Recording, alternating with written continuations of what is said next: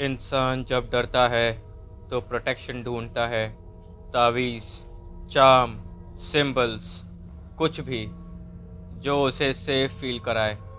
लेकिन अगर प्रोटेक्शन गलत तरीके से बनाया जाए तो वो शील्ड नहीं रहता, वो दरवाज़ा बन जाता है।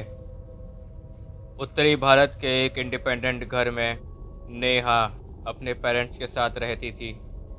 पिछले कुछ हफ्तों से घर में अजीब चीज़ें हो रही थी।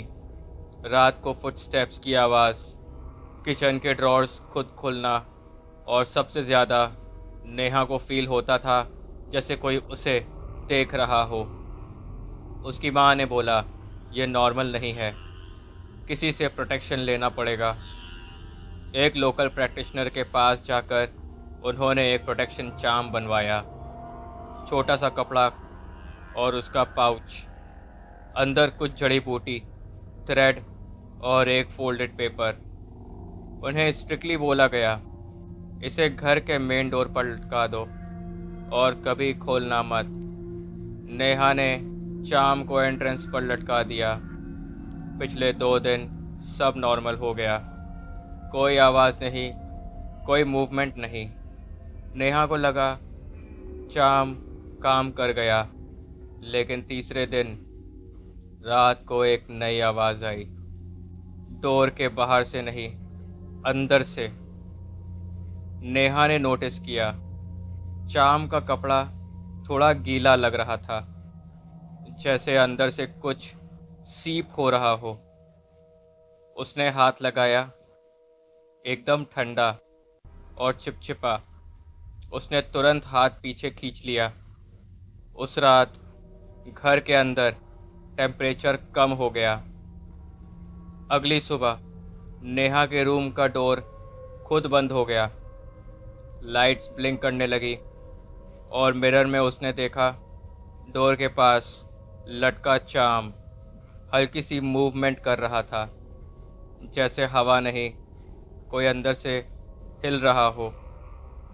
नेहा ने प्रैक्टिशनर को कॉल किया। फ़ोन उठाने के बाद दूसरी तरफ से सिर्फ एक लाइन आई, चार्म को हटा दिया क्या? नेहा ने कहा, नहीं। दूसरी तरफ से साइलेंस। फिर धीरे से आवाज़ आई, फिर वो अंदर आ गया है।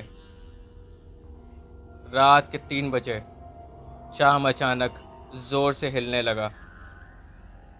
डोर के ऊपर लटका हुआ पाउच अंदर से फूलने लगा, जैसे कोई उसके अंदर सांस ले रहा हो।